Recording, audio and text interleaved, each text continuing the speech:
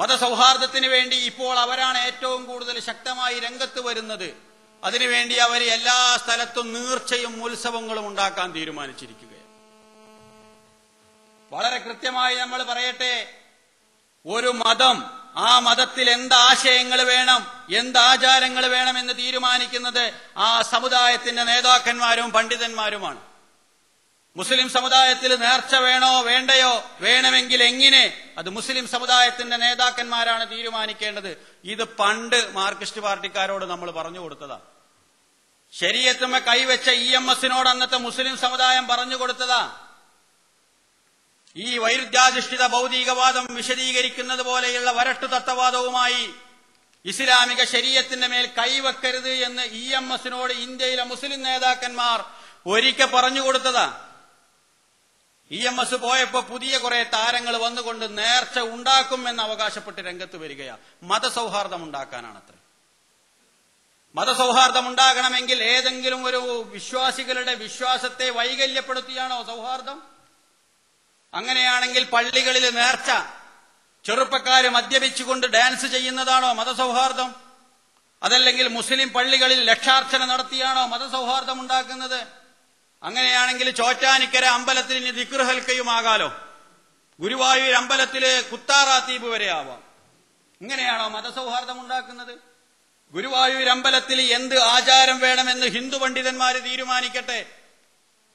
മുസ്ലിങ്ങളുടെ ആചാരങ്ങളും അനുഷ്ഠാനങ്ങളും എങ്ങനെയെന്ന് ഇസ്ലാമിക ശരീഅത്ത് വളരെ കൃത്യമായി പഠിപ്പിച്ചു കൊടുത്തിട്ടുണ്ട്. അതനുസരിച്ച് അവര് മുന്നോട്ട് പോകും.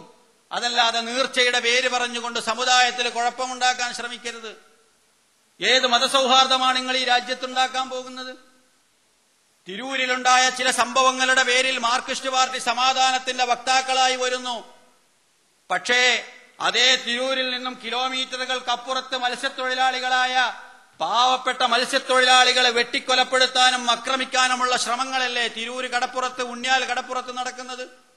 എവിടെയാണ് നിങ്ങൾ സമാധാനത്തിന്റെ ആളുകളായിട്ട് പറയുന്നത്? അത് പറഞ്ഞാൽ പറയും ഞങ്ങളെ സഖാക്കളെ വെട്ടിയാൽ ഞങ്ങൾ തിരിച്ചു വെട്ടുന്ന പറയാം. ആയിക്കോട്ടെ, അങ്ങനെയാണെങ്കിൽ അതൊരു തീരുമാനമാക്കാലോ. ഇങ്ങോട്ട് കെട്ടിയാൽ അങ്ങോട്ടും കൊടുക്കാന്നുള്ളൊരു തീരുമാനം.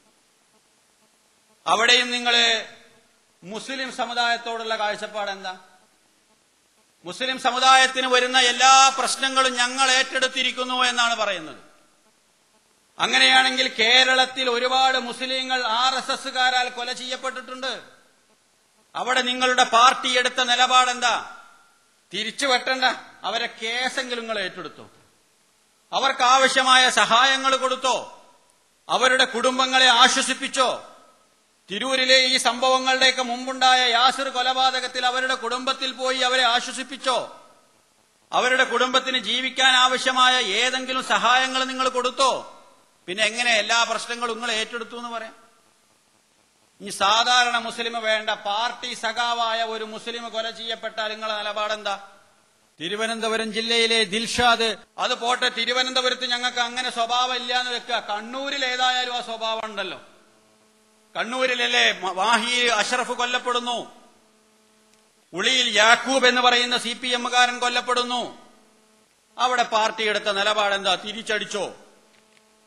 ഞങ്ങളുടെ പ്രവർത്തകർ കൂടുതൽ ജയിലിൽ കിടക്കുന്നത് ഞങ്ങളുടെ സഖാക്കളുടെ സംരക്ഷണത്തിന് വേണ്ടിയാണ് എന്ന് പറഞ്ഞ് സ്പെഷ്യൽ ഫണ്ട് സ്വീകരിക്കുന്ന നിങ്ങൾ എന്തുകൊണ്ട് ഇവരുടെ കാര്യത്തിൽ ഇറങ്ങാൻ നിങ്ങൾ തയ്യാറായില്ല?